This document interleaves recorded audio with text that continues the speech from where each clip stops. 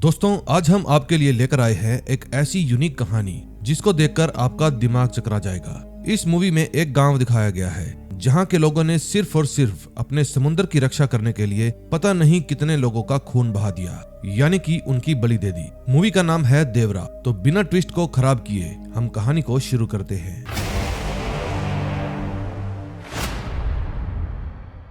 Movie की शुरुआत 1996 से होती है, जिसमें हमें बॉम्बे पुलिस हेडक्वार्टर दिखाया जाता है। यहाँ पर होम मिनिस्टर रॉ के कुछ एजेंट्स के साथ मीटिंग कर रहे थे। दरअसल आज से ठीक 2 महीने बाद इंडिया में एक इंटरनेशनल क्रिकेट टूर्नामेंट होने वाला है, जिसके अंदर 12 अलग अलग देशों की टीमें भाग लेने वाली है। और इन लोगों को डर है कि कहीं दया और येटी, जो कि जाने माने गैंगस्टर है, उनके इस काम में कोई बड़ी मुसीबत खड़ी ना कर दे। इसलिए येटी और दया का पता लगाने के लिए पुलिस ऑफिसर शिवम को यह काम सौंप दिया जाता है, ताकि वो जल्दी से जल्दी कुछ गड़बड़ होने से पहले ही उन्हें पकड़ ले। इसके बाद पुलिस ऑफिसर शिवम येटी के एक राणे नाम के गैंगस्टर को पकड़ लेता है। राणे उन्हें बताता है कि येटी आज से 3 महीने पहले केरला के रत्नागिरी नाम के गाँव में गया था, जहाँ पर एक मुर्गा नाम का आदमी रहता है। वो समंदर से निकलने वाले जहाजों से माल चोरी करवाता है और वहाँ पर जाने के बाद येटी आज तक कभी भी वापस नहीं आया। इसके बाद ऑफिसर शिवम सीधा रत्नागिरी जाकर भेरा के अड्डे पर पहुंच जाता है। वहां जाकर वो भेरा को झूठ बोलता है कि मुझे समंदर से माल चोरी करवाना है,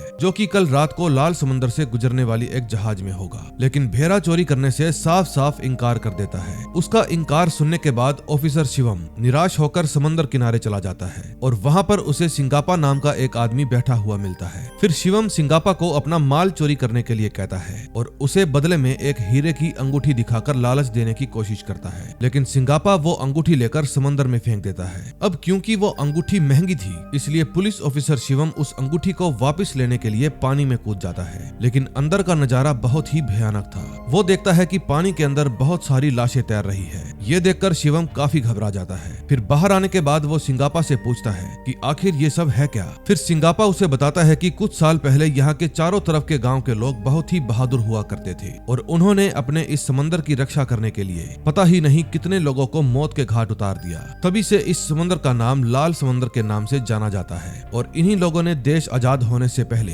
सरकार की बहुत हेल्प भी की थी। लेकिन देश आजाद होने के बाद सरकारों ने इन गाँवों पर ध्यान देना बिल्कुल ही छोड़ दिया। फिर सरकार का हाथ अपने ऊपर से हटने के बाद ये लोग जहाजों की चोरी करना शुरू कर देते हैं, क्योंकि उनके पास ये काम करने के अलावा कोई और रास्ता था ही नहीं। इसके बाद हम उन चारों गाँवों के मुखिया देवरा, भेरा, कंजारा और रायपा को देखते हैं, जो कि अपने साथियों के साथ एक जहाज से चोरी करने आए थे। वो सभी चालाकी के साथ बिना किसी को पता लगे उस जहाज से सामान को चोरी कर लेते हैं। दरअसल ये सारा सामान मुर्गा ने किसी दूसरे देश से गैर कानूनी तरीके से मंगवाया था और उसे ही बीच रास्ते से चुराने का काम देवरा और उसके साथी करते हैं। आज देवरा अपना काम थोड़ा जल्दी खत्म कर लेता है और अपना काम खत्म होने के बाद सीधा अपने घर चला जाता है। वहाँ पर देवरा की माँ और उसकी बीवी उसका इंतजार कर रहे थे। देवरा की माँ देवरा से इतना प्यार करती है कि वो उसे देखने के बाद ही सोती है, क्योंकि उसे हर वक्त उसकी ही चिंता सताती रहती है कि कहीं देवरा को कुछ हो ना जाए। इसके बाद देवरा अपने बेटे वीरा के साथ बैठ जाता है, क्योंकि वीरा की आदत है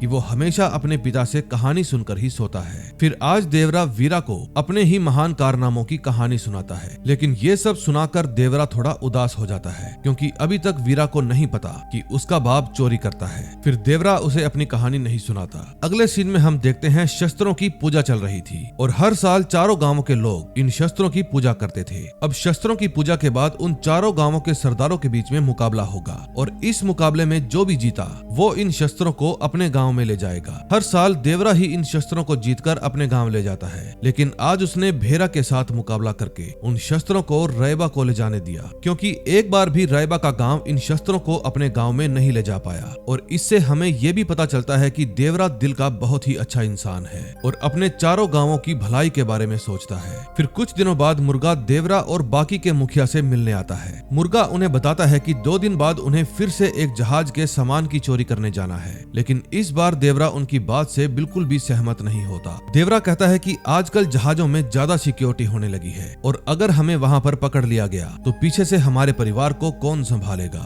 लेकिन बाकी मुखिया देवरा के ना जाने के बाद भी जाने के लिए तैयार हो जाते हैं, ये जानने के बाद भी कि वो देवरा के बिना पकड़े जाएंगे। उनके जाने के बाद रायबा देवरा को उनके साथ जाने के लिए कहता है, क्योंकि अगर देवरा जाएगा तभी वो सभी सुरक्षित वापस आ पाएंगे। इसलिए देवरा उनके साथ जाने के लिए मान जाता है। उस रात सभी जहाज से अपना माल उठाकर वापस जा ही रहे थे कि तभी उन्हें कोस्ट गार्ड और ऑफिसर ने घेर लिया। चोरी में ज्यादा समय लगने के कारण समंदर के अंदर छिपे लोग भी बाहर आ जाते हैं और उन सभी को पकड़ लेते हैं। फिर सीनियर ऑफिसर कहता है कि जो भी सामान तुम चोरी करते हो उसके अंदर बहुत ही खतरनाक बारूद और हथियार भी होते हैं, और कुछ दिन पहले जो तुम्हारे गांव में बॉम्ब ब्लास्ट हुआ था और गोलियां चली थी वो भी तुम्हारे चोरी किए हुए सामान से ही हुई थी। उस हादसे के अंदर बहुत सारे लोग मारे गए थे। उन सब में एक लड़का भी था जिसका बाप जहाज लूटते वक्त मारा गया था, और जब उन गुंडों ने उस पर हमला किया तब वो अपने आगे की पढ़ाई करने के लिए शहर चला गया। ऑफिसर उन्हें ये सब बता ही रहा था कि तभी दूसरा ऑफिसर आकर उसे बताता है कि उसके घर पर एक प्यारी सी बेटी ने जन्म लिया है। ये सुनते ही ऑफिसर देवरा को कहता है कि जब तक तुम जैसे हैवान इस धरती पर है हमारे घर की बेटियां कभी भी सुरक्षित नहीं रह सकती।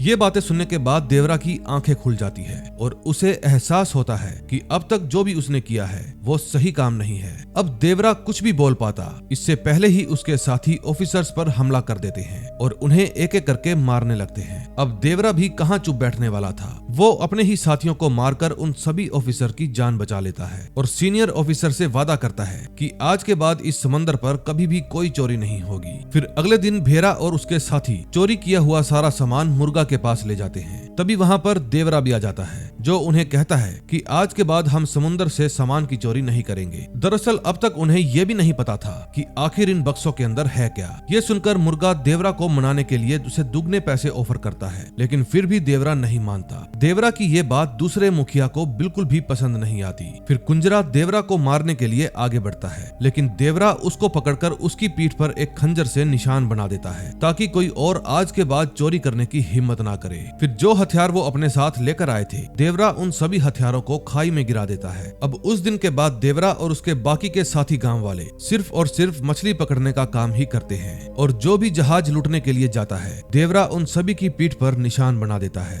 भेरा इन सब बातों से काफी परेशान हो गया था। अब वो हर वक्त बस यही सोचता रहता है कि आखिर देवरा को अपने रास्ते से कैसे हटाया जाए। फिर एक दिन भेरा रायपा की बहन का रिश्ता अपने भाई के साथ करवा देता है। इस बात से रायपा बहुत ही ज्यादा खुश था। फिर वो देवरा को भी अपनी बहन की शादी में बुलाता है। शादी की रात भेरा और उसके बाकी के साथी देवरा को अपने झांसे में लेकर शराब पिला देते हैं। फिर उसी वक्त भेरा देवरा को वादा करता है कि जब तक तुम जिंदा रहोगे तब तक हम समंदर में चोरी नहीं करेंगे। फिर ज्यादा पीने की वजह से देवरा नशे में धुत होकर नाचने लगता है। दरअसल ये भेरा और उसके साथियों की एक साजिश थी, वो देवरा को नशे की हालत में मार देंगे। ये बात रायपा भी सुन लेता है। फिर रायपा भेरा को ऐसा करने से रोकता है और कहता है कि मेरे होते हुए देवरा को कोई भी हाथ नहीं लगाएगा। लेकिन भेरा कहता है कि अगर आज देवरा नहीं मरा तो तेरी बहन मर जाएगी। ये बात सुनकर रायपा की आंखों से आंसू आ जाते हैं। फिर भेरा रायपा की मजबूरी का फायदा उठाकर देवरा को झूठ बोलकर समंदर के किनारे भेजने के लिए कहता है। रायपा ठीक ऐसा ही करता है। वो देवरा को कहता है कि गांव के कुछ लोग समंदर में चोरी करने के लिए जा रहे हैं। फिर उसकी बात सुनते ही देवरा जल्दी से किनारे पर पहुंच जाता है। वहां पर जाते ही भेरा के भेजे हुए गुंडे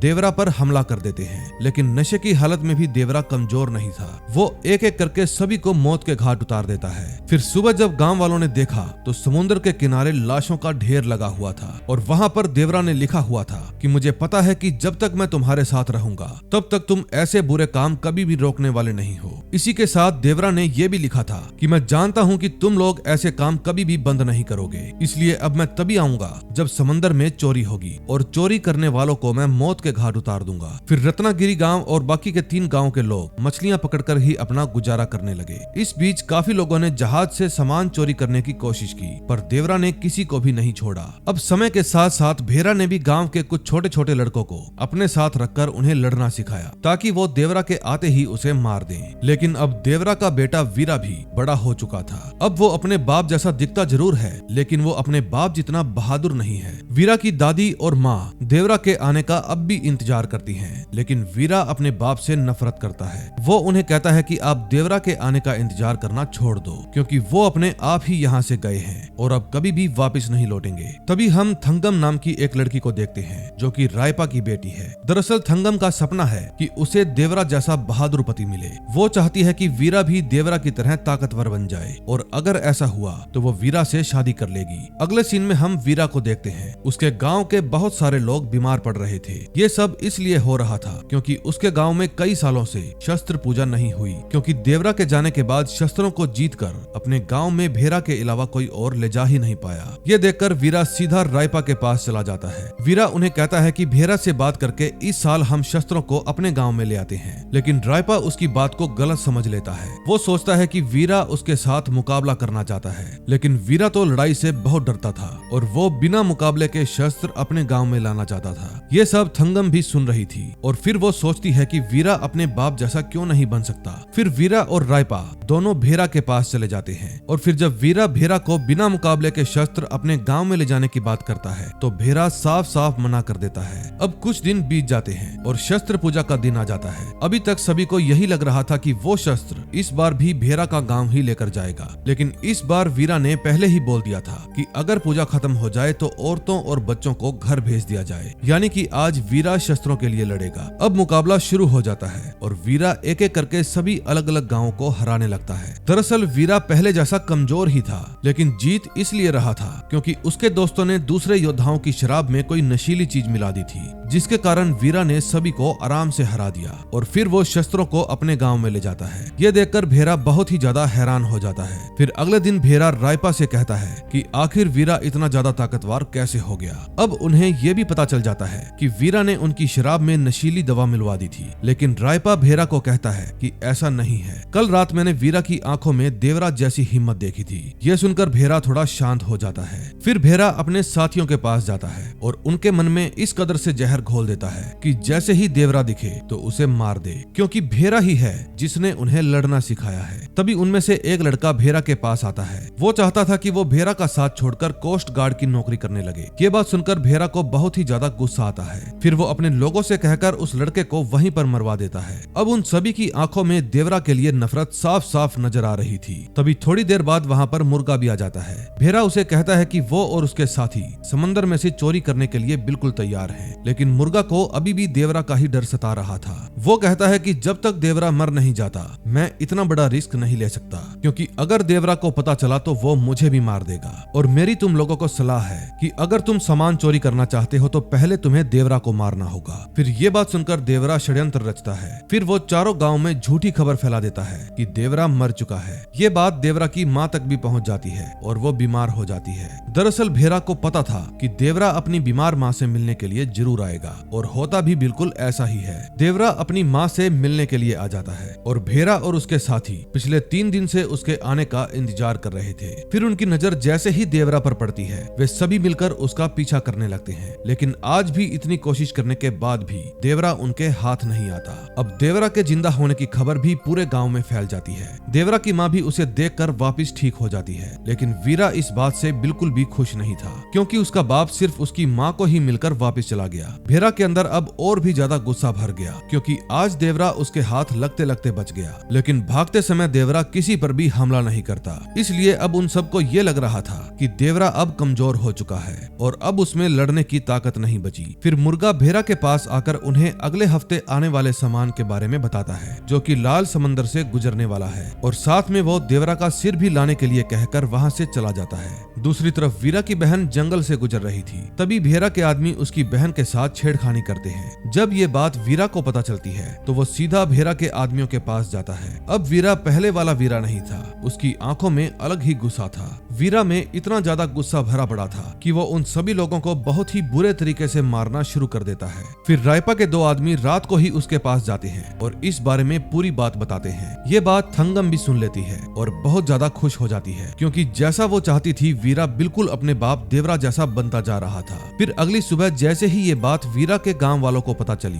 तो वो सभी बहुत ही ज्यादा नाराज हो जाते हैं। फिर सिंगप्पा वीरा को बताता है कि कल रात लड़ाई के दौरान भेरा का एक आदमी मारा गया। ये बात सुनकर वीरा भी बहुत डर जाता है, क्योंकि उसका उन लोगों को मारने का कोई भी इरादा नहीं था। वो तो बस उन्हें पीटने के लिए गया था। अब वीरा खुद भेरा के पास जाकर उससे माफी मांगने की सोचता है और सीधा भेरा के पास चला जाता है। वो भेरा से जाकर कहता है कि कल रात मैंने ज्यादा शराब पी ली थी, इसलिए मैं खुद को काबू में नहीं रख पाया। पर आपको भी पता है मैं खुद लड़ाई झगड़े से बहुत दूर रहता हूँ और हम सब एक जैसे हैं। ये बात सुनकर भेरा वीरा को कहता है कि अगर ऐसा है तो आज रात तुम्हें मेरे लोगों के साथ जहाज में चोरी करने के लिए जाना होगा। वीरा उसकी ये बात को मना नहीं कर पाता और भेरा के लोगों के साथ जाने के लिए मान जाता है। दूसरी तरफ कुंजरा का बेटा भी देवरा को मारने के लिए बहुत ही ज्यादा तड़प रहा था। इतने में ही उसे पता चल जाता है कि वीरा ने भेरा के आदमियों को नहीं मारा, बल्कि ये तो भेरा की ही चाल थी। दरअसल भेरा ने ही खुद के आदमी को मारा था ताकि वो देवरा के बेटे को अपने आदमियों के साथ भेज सके, ताकि जब भी देवरा वहाँ पर आए तो अपने बेटे को देखकर रुक जाए और इस वजह से भेरा के लोगों को देवरा को मारने का मौका मिल जाएगा। फिर रात होते ही सब लोग समंदर में उतर जाते हैं। उनके साथ वीरा भी था, जो कि बहुत ही सहमा हुआ बैठा था।